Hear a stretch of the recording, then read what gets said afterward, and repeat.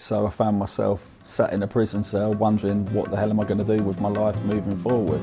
Welcome to another edition of the Peckham Podcast. It's where we exchange an hour's conversation, generally get into some big ideas. Wow, I wonder where she I always comes thought from. there must be more to life than this. This is rubbish. This will never work in Southern. I don't know where you're getting all this stuff. Online, man. I mean, I just started pressing buttons. If every day you're growing, if every day you're learning, and you're accessing the right resources and the right mentorship, you become a better version of yourself. Welcome to another edition of Peckham Podcast. With me today is a gentleman I'm really looking forward to talking with. It's going to surprise you, I think. He's not from Peckham, but I've invited him anyway. These are long-form conversations where big ideas find local traction, and that's why Ben is going to be very interesting for us. There's a psychologist who interested me a time ago, Abraham Maslow, and he set out a hierarchy of needs. And at the bottom, it's all about survival. At the top, he coined this, he used this phrase, self-actualization. And the journey from the bottom to the top is, in a sense, in my view, what we're all about. That's why we're here and why we bother. Getting near the bottom is difficult for people, and actually getting near the top doesn't necessarily get any easier because there's always something likely to trip you up, probably in yourself. So look, community and faith is a big theme that underlies all these conversations, and it keeps cropping up, interestingly. I thought I was imposing it, but I think it's a good thread. Faith with a small f or a capital F. So community and faith. So to my guest, I'm going to ask Ben.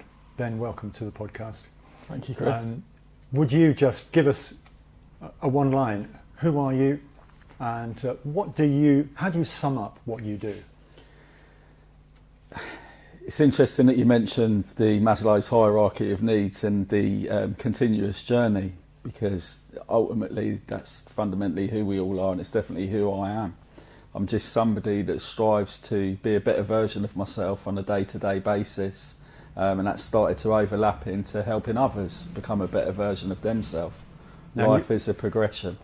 You're advertising that you look as though you're a life coach, is that right? I do life coaching, Chris, yes, in many different contexts. Right. Not by choice, it was kind of something that I fell into through a lot of my own life experiences.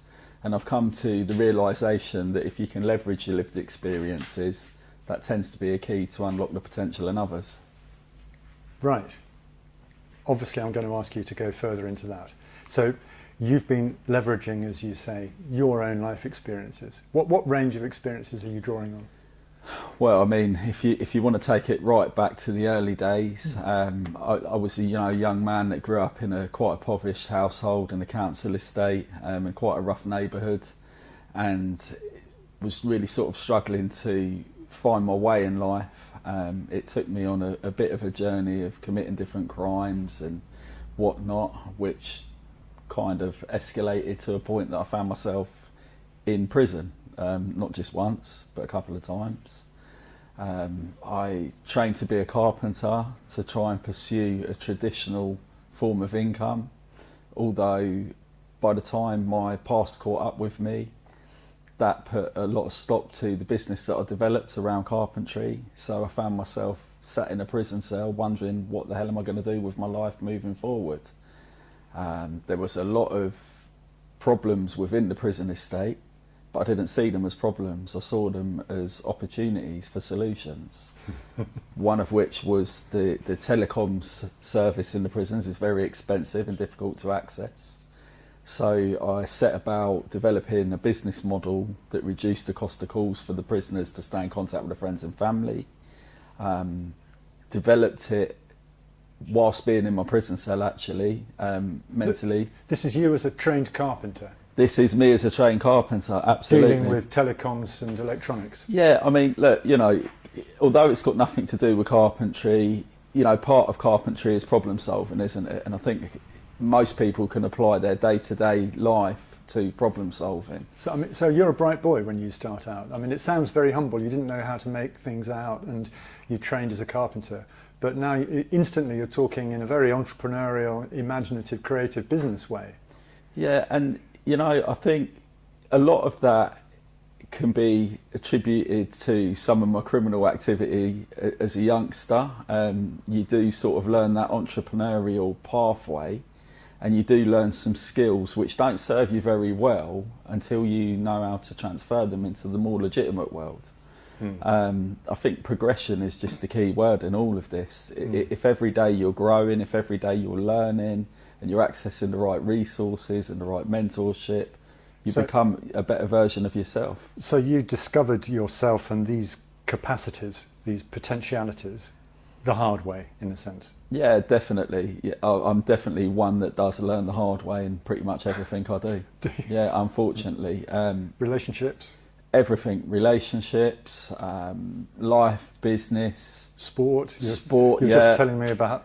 Yeah, Go on, tell us. This weekend I'm actually running a 10-mile Tough Mudder race with some friends. I haven't done a bean of training for it. It's going to be grueling, it's going to be challenging, but ultimately the body will do what the mind asks of it. Now, I didn't know the mother of all things about the mother of... What's it called again? Tough Mudder. Tough Mudder. Yeah. I didn't know it was such a commando marine style undertaking, because it's the full Monty, isn't it? You get wet, you get hurt, it's not just running 10 miles. No, I think you get truly sorted out. There's an element of being electrocuted, there's an element of being chucked into ice baths, there's a lot of different apparatus based on a lot of marine training that you do.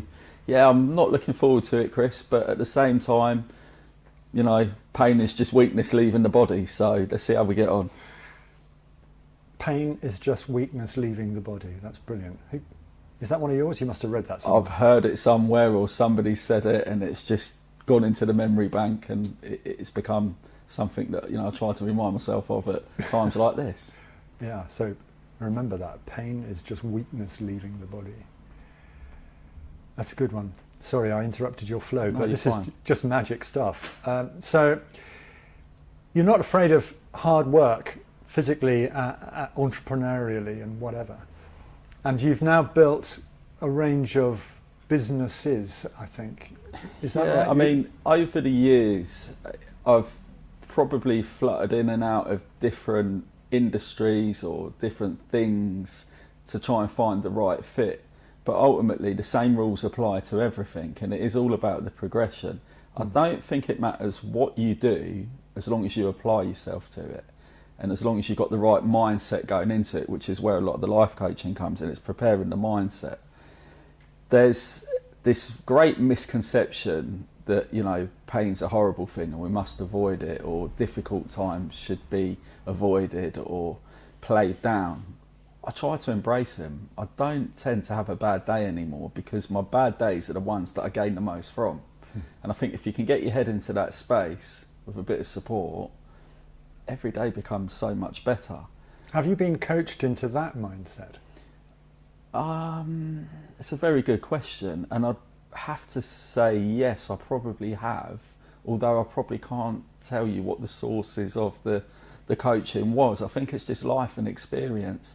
I think sometimes you find yourself in a situation where the odds are stacked up against you. You can't see the wood for the trees, and you can go to some very, very dark places with that. But in everything bad, there's always a little grain of good if you look for it. And I've just developed an ability to be able to do that, and that's what I try to impart on others in my day-to-day life. Yeah, I mean, it truly is no pain, no gain territory, isn't it? So it seems to be. The life coaching, and one of the great schemes that you've been developing that's very, very detailed. I want to get into that now. Okay. Who are the beneficiaries that you had in mind when you set out developing what you're about to show us? So if I can take you back to the time that I was in prison and I developed the business model for Phone Savvy, this telecoms network, the beneficiaries of that particular business were obviously people that were being held in prison and their friends and family outside.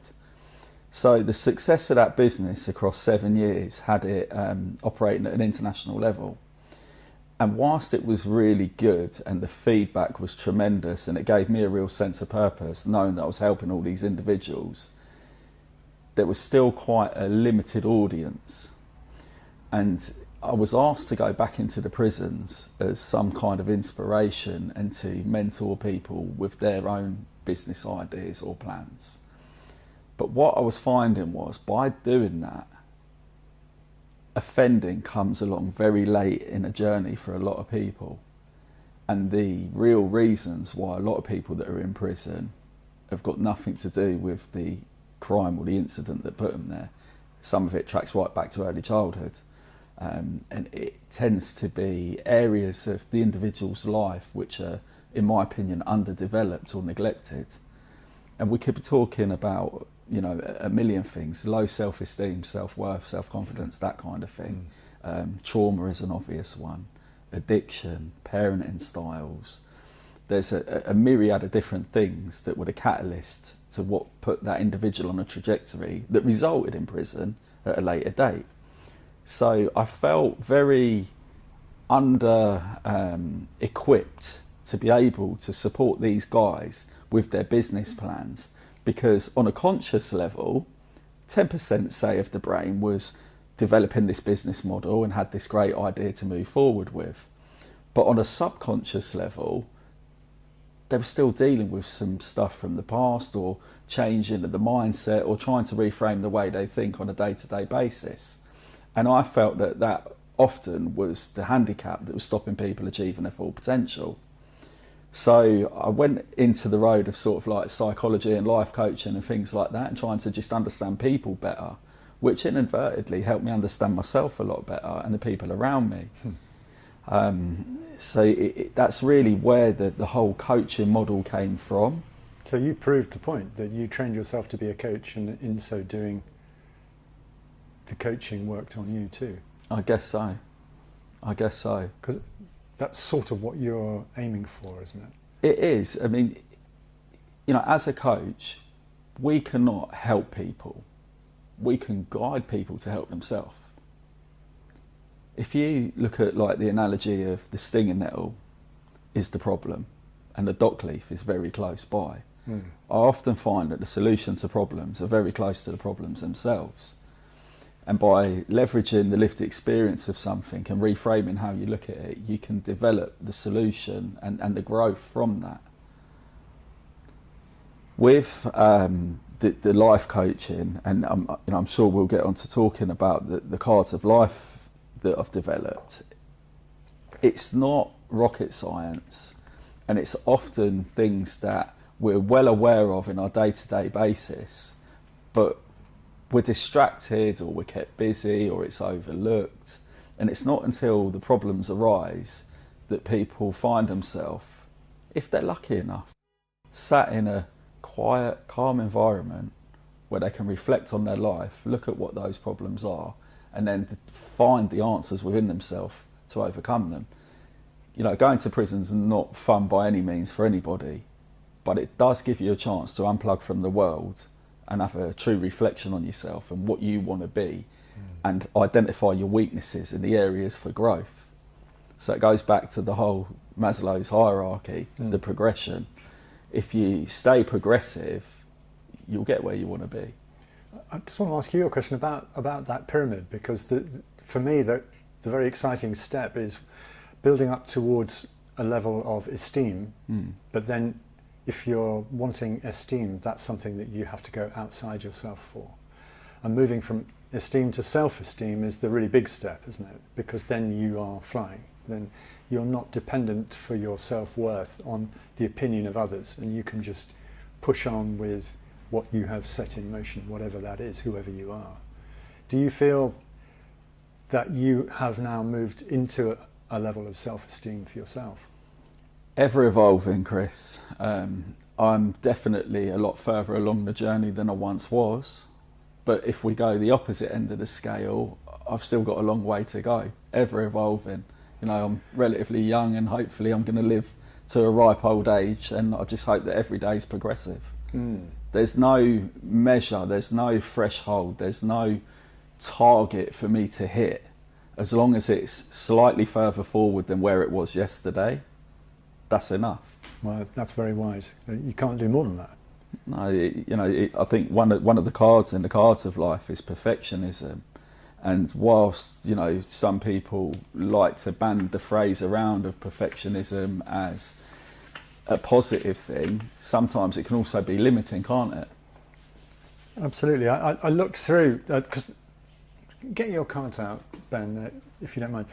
These are the cards of life. They come along as a pack of cards, and you're going to sort out some that you might want to talk about to us. But just to introduce it, each card in the standard pack of cards has been given an identifier. It's by way of a sort of abstract noun, and it's a brick in the wall of coaching or self-development and however it might be. And it goes from 2 all the way up to ace. Ace isn't 1, is it? Ace is the pinnacle of each. And I noticed that the first one I was looking at was spades, and the ace of spades is designated spirituality. And I thought, well, bingo, really. That's just fantastic. Ethical progression is another ace. Balance and reset. And then, the ace of hearts is the one you mentioned, perfectionism. These are amazing goals. Take us into this world of cards of life, what your aim is and how it's going.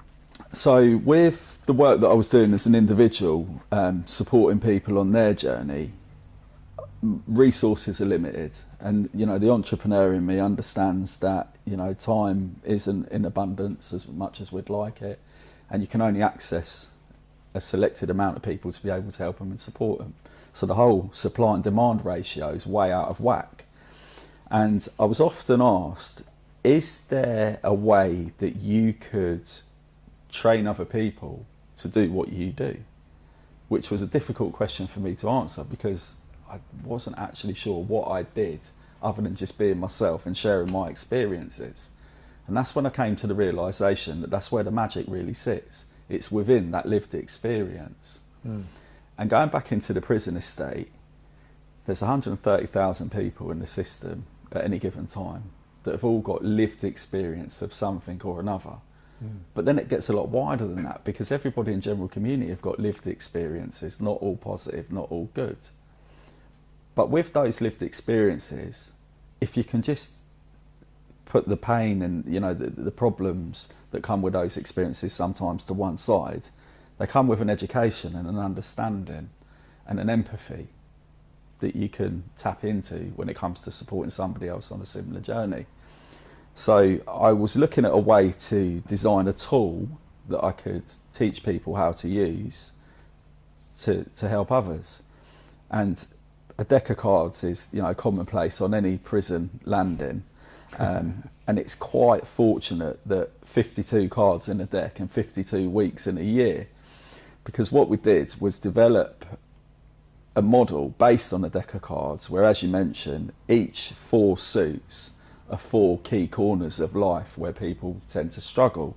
So you've got from physical well-being, emotional and mental health, intellectual growth, right through to interpersonal skills and relationships.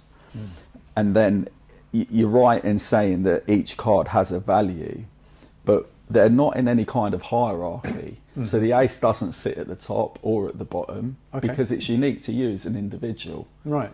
Your particular pain point might be very different to the other person's.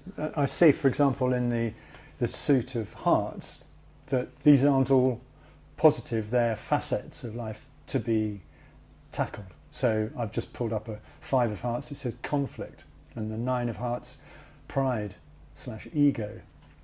But 10 is building esteem, so you know that's positive, and the other things are identifying problems or traps.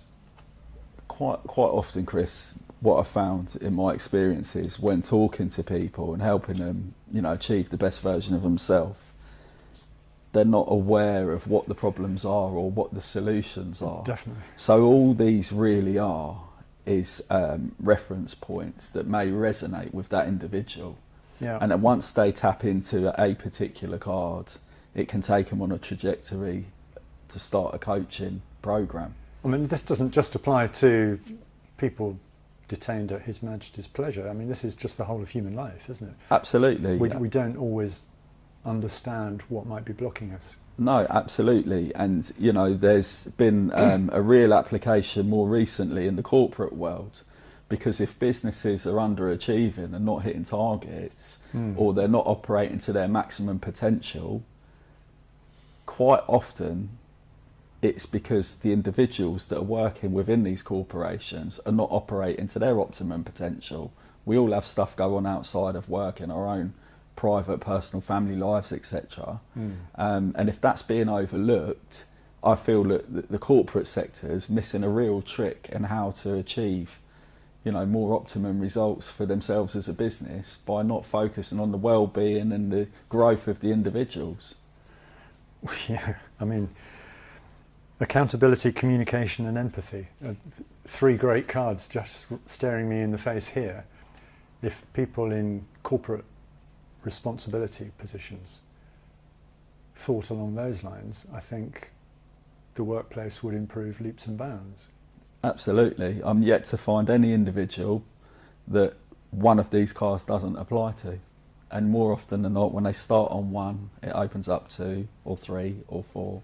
So did you select the number of the suit and what would go on it? Is it entirely through you, or have you done it with AI? Or? No. It's all been.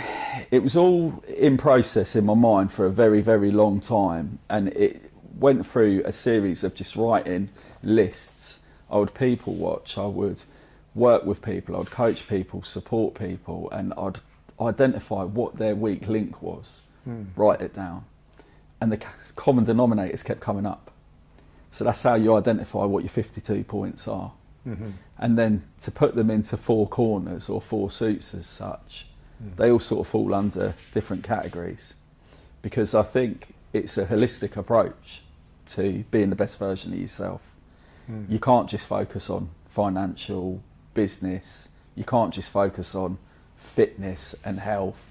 You can't just focus on, intellectual growth. It's got to be a blended, holistic approach, which is why it's designed in that way. So, obvious next question for me. The Ace of Spades is spirituality. Does that mean that you yourself are evolving into a spiritual person? Are you religious? I wouldn't say I'm religious in the sense that I don't align myself to any particular faith or worship any particular god. I definitely believe in the higher power. I definitely feel the energy from the universe, and I think what you put into it, you do get back in abundance. So spirituality, is it something I'm evolving into? I think I was always that way. I think if you go to your darkest places and you find the answers within inside yourself, without realising it, you're being guided from above. And or within? Potentially within. But I think the inspiration for that guidance has to come from somewhere, even if it's just in the form of strength. I can get through this. Okay, now I've taken the power back. Thank you. How can I get through this? I'll develop this part. It's like you're taking the baton. Higher power is an enigmatic sort of phrase. What do you think it implies? Well, that is a very, very expansive question. And in all honesty, I don't know. But that's what gives me the excitement to get up every day and keep learning and keep developing and keep interacting with people. Excitement? It is. It really is. Fantastic. That really is special. If that kind of answers your question. Kind of. I think you're being a bit slippery, Ben, really. I think we can so. take it deeper. We could. When did you start to think along those lines of higher power, guidance, journey? When did it sort of become a vocabulary in here? And did it also then bring an excitement at that point, or has that come later? I think growing up as a young, person, it didn't make sense to me why the world felt so unjust, why some people had things and others didn't. And, there's a million theories around all this stuff. But for me, it just didn't feel right. It didn't feel justified.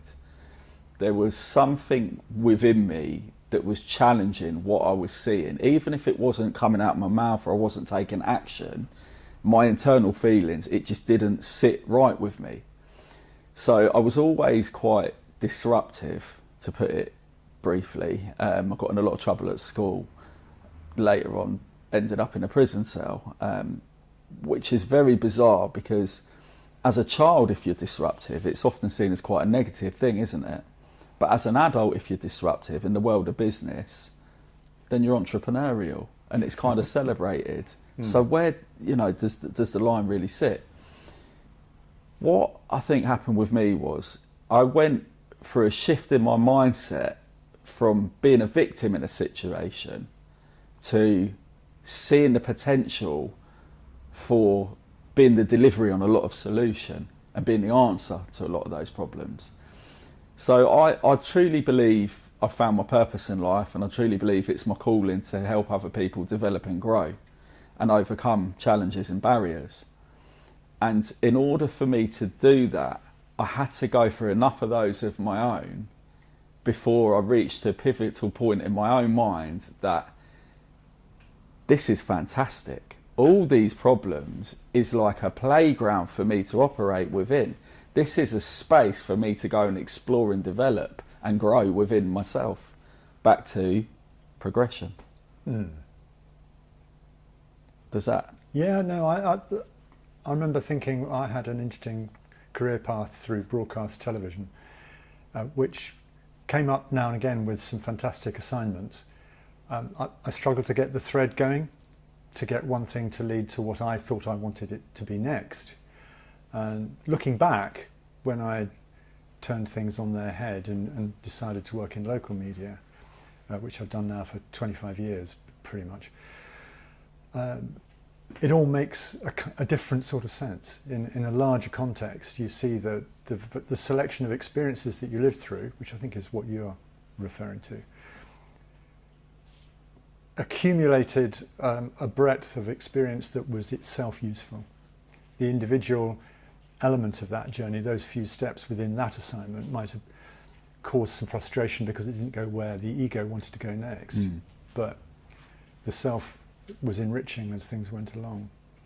And the ego is a very key word in that, isn't it? Because the ego kind of develops as some kind of protective state or some kind of feeling of control back over our own lives to some regard.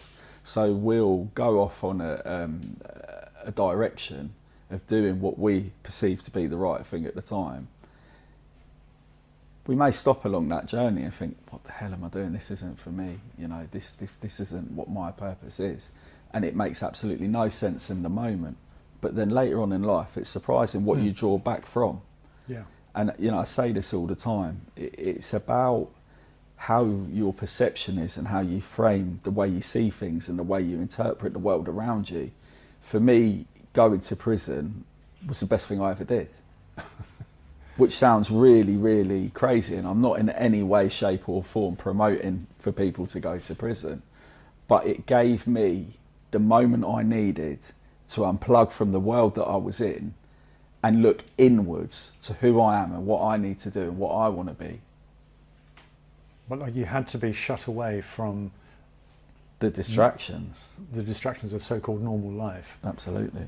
to go within. Absolutely. And it's not uncommon. A lot of the people that I work with that are in and around sort of like, criminal justice, if you like, it's often that moment of clarity that you get that's the catalyst for the trajectory moving forward. You saw the brochure for the Lived Experience Expo that I run a community interest company, as you know, Chris, USP CIC with my partner.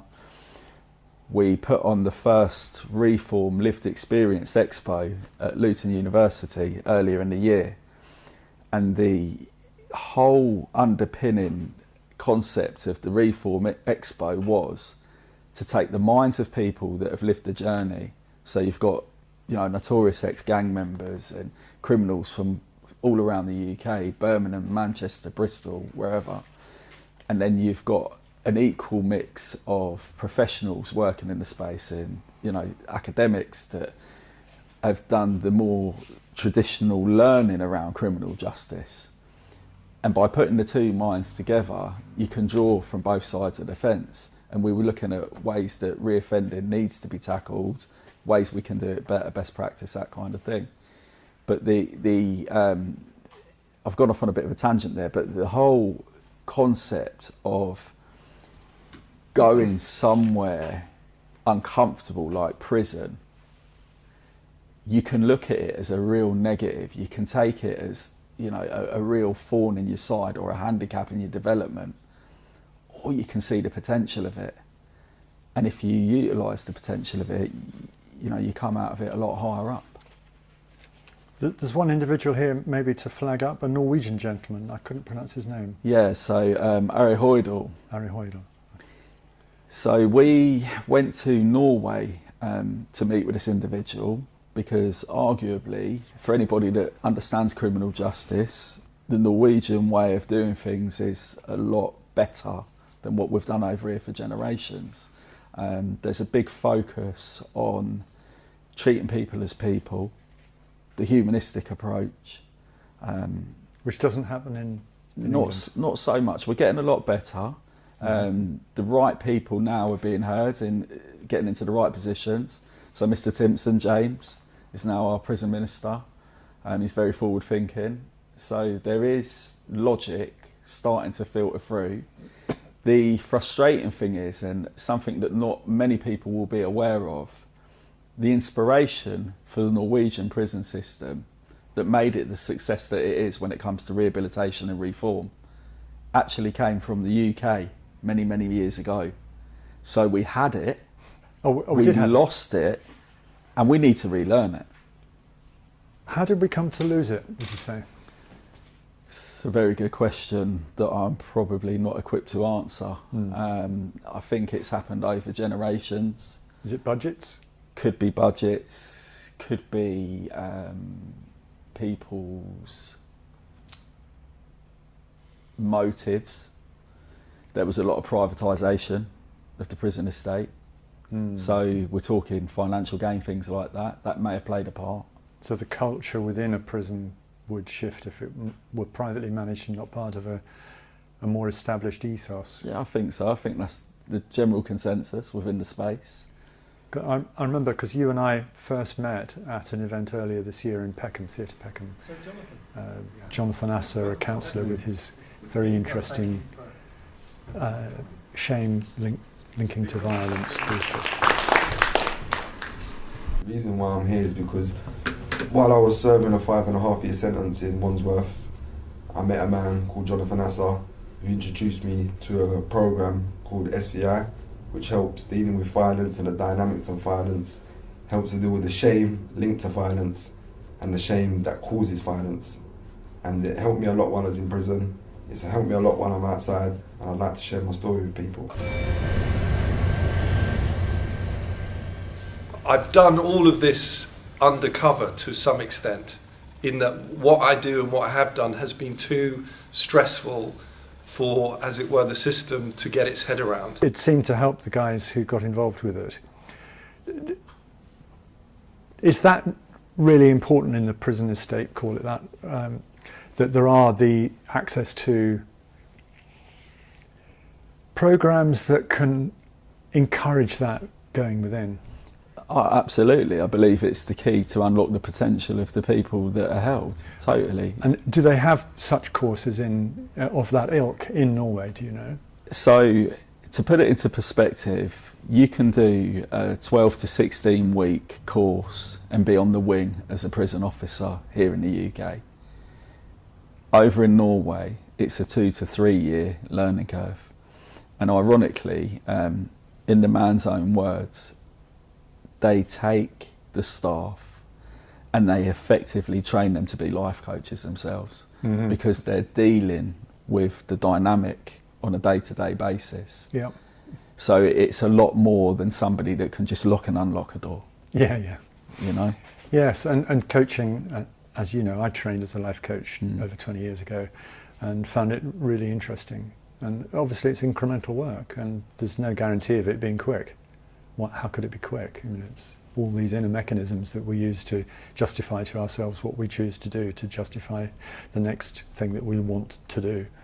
And it's quite hard to realign all that internal apparatus that's been ticking over very nicely for a number of years. Thank you. Sure.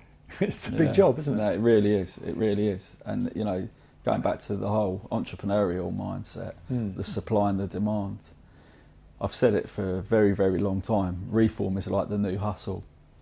Because once upon a time, you know, crime would have been a choice for people for a career progression.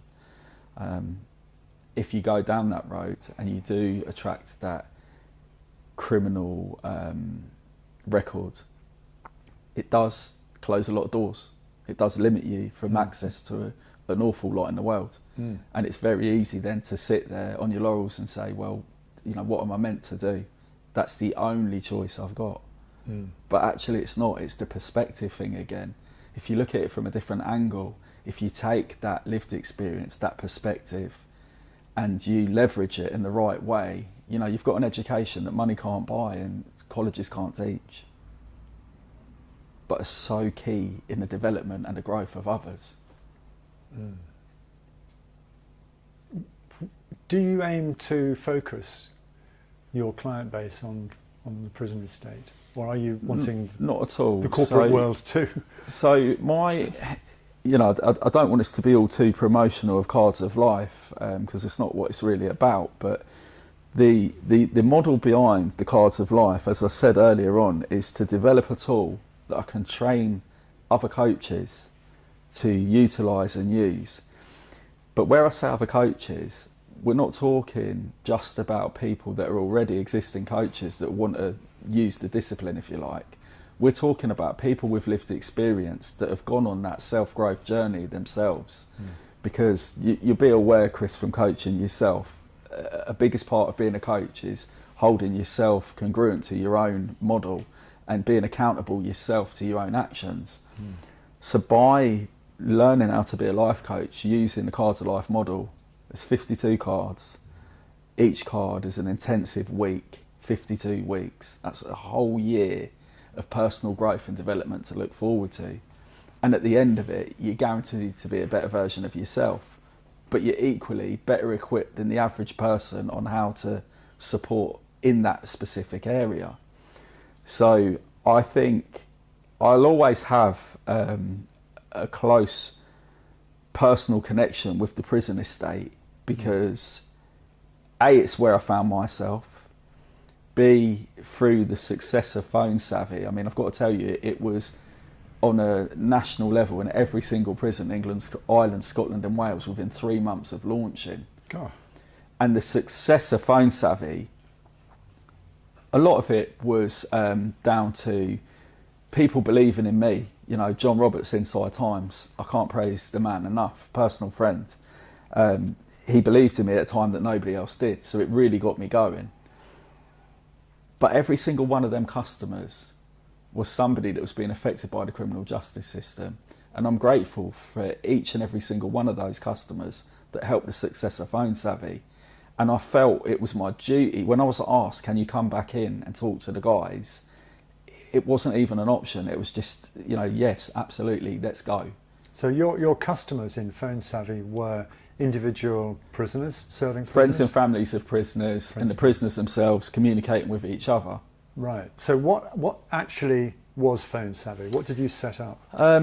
So it goes back to a very, very old contract between BT and the prison service, where technology wasn't free. The prison estate pleaded they didn't have any money. BT wanted to put a phone system into the prisons. So they said, okay, we'll put all the infrastructure in and we'll get our return on investment by charging accordingly. So the prices were extortionately high, much more than what you typically pay in a phone box. There's a limited spend system in the prisons where you're only allowed to spend a certain amount each week on your canteen, irrespective of how much money you've got. So you've got to pick your poison of food, toiletries, phone credit. And whichever way you did it, there'd always be a shortfall with being able to stay in contact with the outside world, which, as many studies have shown, is very key in rehabilitation and reform. The ability to have To maintain connection. contact, absolutely. Visits need to be staffed. Staffing issues and things like that doesn't make it always easy. The telephones are there when they are working, so people tend to use them. What Phone Savvy did was take the cost of the calls between the friends and families and the prisoners and reduce them to a quarter. Right. So the option you've got is you can spend a quarter of what you're currently spending on your credit, or you can talk 4 times longer. So it was successful, and a lot of people picked it up, as soon as they were aware of it. I was talking to somebody only yesterday, and that it's still on a good trajectory under its new ownership. So you ran it for 7 years. How much money did you need to finance a launch? People don't believe me when I answer this question, but Phone Savvy was started with £5. £5. And sold for? A large number. Good. I noticed your car was bigger than mine.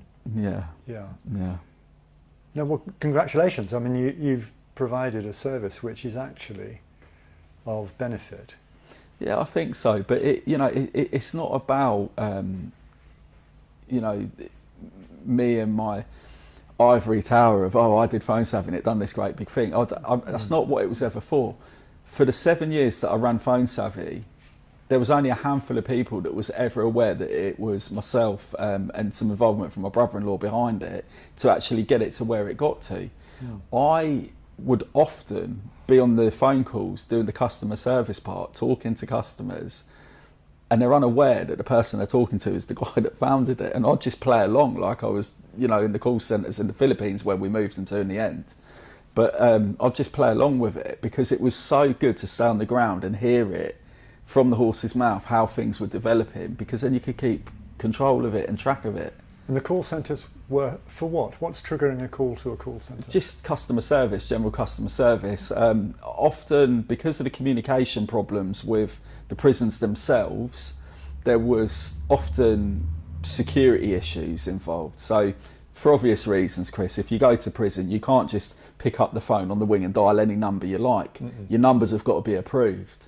So the Phone Savvy numbers had to be approved. And sometimes through poor understanding of staff, security concerns, things like that, we'd have to jump through hoops often with customers to make sure that things got approved properly in the early days. As it became more successful, it became a name brand in the prison estate, and it just got easier and easier as time went forward. But it had its challenges, and there was a lot of customer service around it. And people are making calls on landlines, are they? That's right. So they'll use a landline in the prison estate to call friends and family on their mobile phone, say, on the outside. Yeah, because I mean, famously in movies, we see people taking mobiles into phones in fruitcakes or in their body or goods. Yeah, and it does go on, and I don't think they'll ever put a stop to it. And quite a lot of them come in via other means than fruitcakes and bodily orifices. Right. Yeah. There's a lot of staff corruption. Yeah, well, that's presumably how drugs are getting in, and all these options. Potentially. So, I mean, the prison system is not in great shape at the moment. There seems to be, that's the mainstream media presentation of it. How do you sense it? Because you obviously have a much better understanding than the average man. So it takes me back to a radio interview that I've done many, many years ago, and the question was,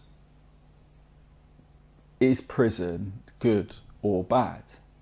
And it's quite a dynamic question because it depends on the individual that's going in. For me, I had good loving family.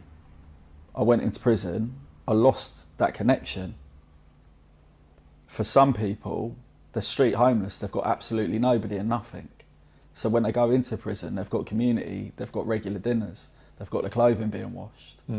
So it's really dynamic depending on, who it is that's the individual going in. Does prison work to rehabilitate people? A lot of this comes back to why I do the life coaching, because it depends on the mindset that's going in, which is why I focus so heavily on developing people's minds. Because if you go in armed with the right mentality, you can really maximise prison.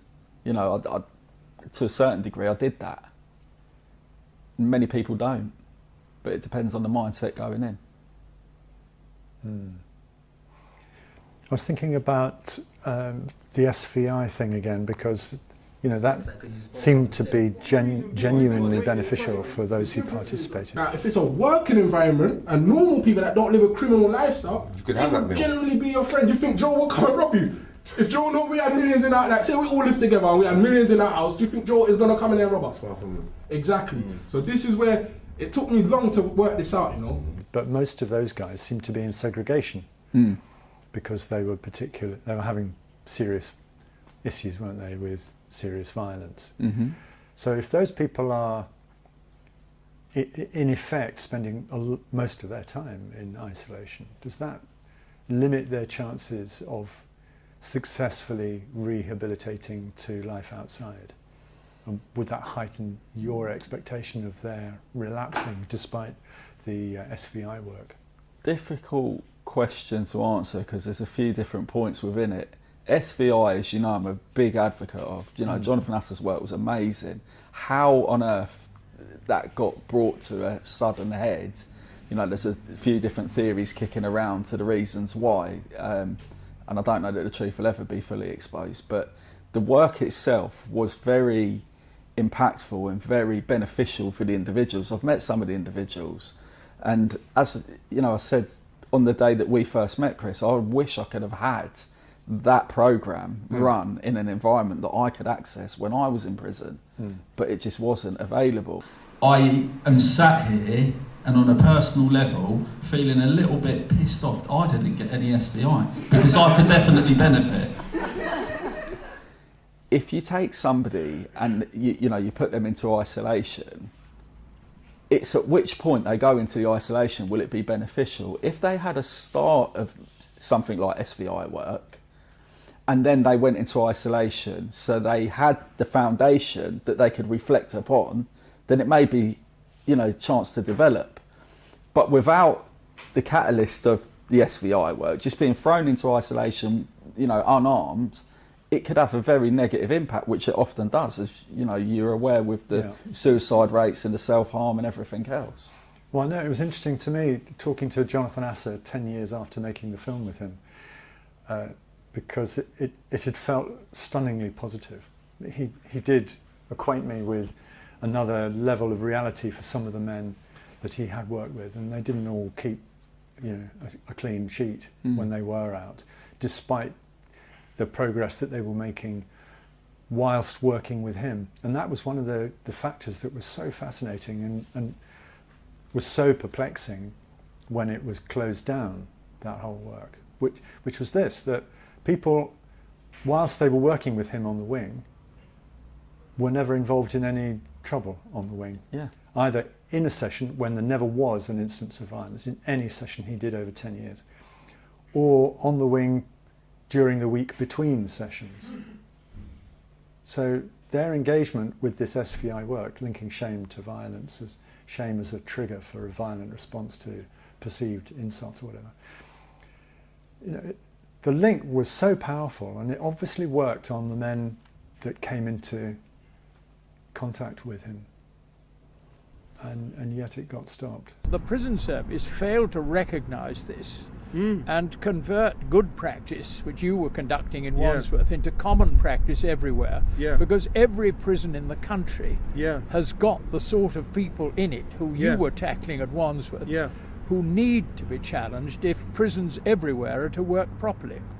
It remains there. It's one of these unsatisfactory facts in Yeah, the prison agreed. system. Agreed. With the CIC that we operate, we do a lot of reform work. We've got contracts with the probation service, for argument's sake. We've got a cohort of guys. I was with them yesterday. Fantastic guys. All got their own individual backgrounds and individual reasons why they're part of the programs. But general society would be treating these guys at a distance. Yeah, you bet. Whereas I think because of my lived experiences and my understanding, I like to think we've got a very good rapport together, and these guys come in almost like an extended family or friends, and they they're doing fantastic work and they're really getting big results from what it is they're doing. And a lot of it comes down to somebody believing in them, giving them a chance, trust, responsibility. Because ultimately, we overcomplicate everything with all these different titles, badges and labels, but fundamentally we're all humans and we all make mistakes. And yes, we have to be held accountable for the mistakes we make. I accept that. But then what do we do to help us not make that mistake again? These industries get created that benefit the backs of these mistakes, but a lot of it can come back down to a chit chat and a bit of conversation and a bit of understanding of yourself to change that mindset. Which is why the Norwegian system with the trained quasi life coaches working as prison warders is Absolutely. so inspiring. Absolutely. Do you think did it cut any ice, that expo that you were in, with the system here, do you think? Definitely. We were very fortunate with the individuals that came on the day. There was a lot of quite influential people in the room. Everybody left with tremendous feedback, and I know there was a lot of things learned on both sides that was taken off in different directions. Great. You know, the guys that come from a criminal background, such as myself, that was involved in the expo, they are now working in the reform space themselves. They're doing fantastic work in their own individual areas to prevent crime and, you know, limit victims, really. And they gain something from it equally as much as the professionals did by having the access to the criminals as such. Can I ask you just a few questions, general questions about the system and one's understanding of it? I mean, I like the idea of reform, and that reform is that notion of reform being aimed at the prison system? Just before I go specific. Absolutely not, because when you've been both sides of the fence, no pun, you realise that it's an educational awareness that needs to be created. For general public that haven't ever had any personal experiences of prisons, their perception of criminal justice, their perception of rehabilitation and reform is very tainted, almost indoctrinated in some regard. The work that you do as an ex-offender, and I say this, I was having a conversation yesterday with the guys that are on our probation programme. The work that we do on a day-to-day basis isn't just about our individual reform and our individual rehabilitation. It's about educating the masses that have had the wool pulled over their eyes to the potential that people in prison have got, to the stigma, and challenge the stigma that's around it. Yes. It's a lot of work, but big, it is isn't it? both sides. Because people are going to come at you immediately and say, well, what about a rapist and a paedophile? And they'd be welcome to. What do we do about stigma there? And I would respond with the following answer. You use rapists and paedophiles, so we'll use the same examples. I don't know what that was. I would ultimately ask the individual that comes at me if there was any way, shape or form that you could prevent another victim of that paedophile or that rapist by supporting the reform and the rehabilitation of that individual, instead of pushing them into the darkness where it may manifest in further offending, what would be your choice? You'd want to do the right thing, wouldn't you? Yeah, that's a pretty clear option, yeah. We've all, we have our personal views on things, everybody does, and they're entitled to them. And then we have our professional views on things if we're in that space. I mean, there's a mental health element inside here too, isn't there, which will complicate things. There is. Mental health issues aren't going to resolve in the same conventional way that one might coach a willing party into adjusting their perception of self and their perception of their value. I absolutely agree, Chris, and not to take any, kudos away from the hard work that goes into the relevant specific areas, but fundamentally, people are people, and if you can get every single person operating to their best of their ability, to their optimum potential, what more can you ask for? Yeah. Start small, grow big. So pick a few people that reoffending isn't going to be a calamity. The paedophile. Mm-hmm. But the repeating burglar and so on, smaller fry in a sort of social consequence sense. There was if you can prove your thesis, then I guess people are going to come on board. This is slow work, isn't it? It is, and there was a situation many years ago where something was playing out on Twitter at the time, and without bringing sort of names and bits and pieces into it, the general backdrop was there was a large group of reformers, if you like, talking amongst each other. I was part of the group. And it came to light that one of the Twitter users was operating under an alias, and for whatever reason it was exposed that the alias's true identity was somebody whose lived experience was paedophilia. That's what they'd gone to prison for. Mm-hmm. And when it came out, the great big witch hunt began, and they were segregated from the group, pushed off into the darkness, left alone. And the rest of the group felt very cheated that they didn't have the opportunity to engage because they didn't know the true offending history of the individual, which at the time didn't make much sense to me because nobody knew whose crimes were what anyway. It was only important now for this individual because of the nature of the offending. And the conversation got very deep, and it ended up in a place where it was my offending history has got nothing to do with that, and I don't know anything about it. I don't understand the drivers, I don't understand the mindset. I can't possibly give you any insight to be able to tackle it moving forward, but that person could give you all of that and more. Yeah. So by going like that, are you pushing the solution to the problem away? Going back to the stinging nettle and the dock leaf. Yeah. Understand it needs to be managed and contained for safety and whatnot, but the solution is with the problem.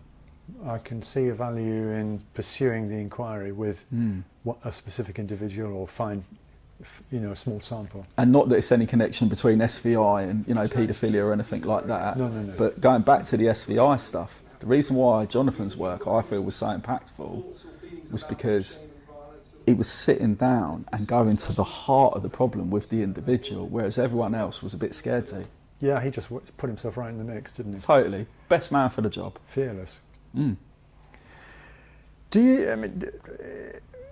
we get instances in prison of the same things that are so powerful, potent and divisive in open society, like racism and gender identity issues and so on? Is that big in this prison estate? It is, and this podcast is leaning a lot into sort of like the prison environment, and I'm more than comfortable talking about it, so please carry on. But what I say to people is, prison and the outside world isn't that dissimilar. There's just a wall and doors. You're still going to get the same sort of politics. You're still going to get the same problems. If anything, you're going to get them in an enhanced, condensed view because it's compacted. Because by the time people get to prison, remember what I said, they've often dealt with a lot of things, most of which are in the cards. Then they've ended up in prison. So if they've not developed the healthy coping mechanisms and the ways to work through those problems, it becomes a bit of a hornet's nest on the wing. Whereas outside, bit like a cichlid fish tank, because the community is so much bigger, you can sort of like move around, and if you get a poke there, you might not get one there, and it's that environment being bigger limits the amount of exposure you get to the problem. Whereas inside the prison, it's like everybody's condensed, isn't it? Living under each other's feet. intense. Are you optimistic? Last couple of moments. Are you optimistic that the work you're aiming to push out into the world is going to be taken by the world? Yeah, absolutely. Because what other choice is there? We've evolved massively just over the last few years, since the whole COVID-19 thing and everything else. People are a lot more in tune with who they are now and the work they need to do within inside themselves. We've talked about the privatisation thing within the prisons. This isn't just in prisons, it's happening everywhere. If we lose the NHS to privatisation, there'll be a lot of people that can't afford the healthcare at the last hurdle. So they'll have to start investing in themselves prior to it getting to that stage. And that isn't just as simple as a bit of healthy eating and a jog round the park. There's a lot of work to do within to give ourselves, a fighting chance of what potentially is ahead for all of us. So the life coaching space, the environment, the industry, if you want to call it that, is growing, exponentially year on year. We often follow a lot of what the American models are and things. It's a huge industry in America. It's ever growing over here in the UK. There's a lot of work that's happening, exploring the connection between coaching and medicinal therapy, closing the gap between the two, because controversially, a lot of things you can go to the doctors with and they will prescribe you with a pill or a medicine to change your mood. Is it always essential? I will argue not. Is there alternatives? Absolutely. Are you aware of them? Probably not, because we ain't got the marketing budget. So let's make you aware of them, then you've got a choice. What do you hope for next? Good question. Just an increased awareness within people to their true ability to grow themselves and then use that to heal others. Right. So cycling the life coaching thing through more and more people, cascading it. I've got a bit of the bipolar, so the brain does the creative thinking thing. And the entrepreneurial is the outlet for that. And when I see problems, I look at it and I think, right, subjectively, how did we get to that? It was these steps. So if this is what got us there, to get back from there, you've got to reverse engineer the problem.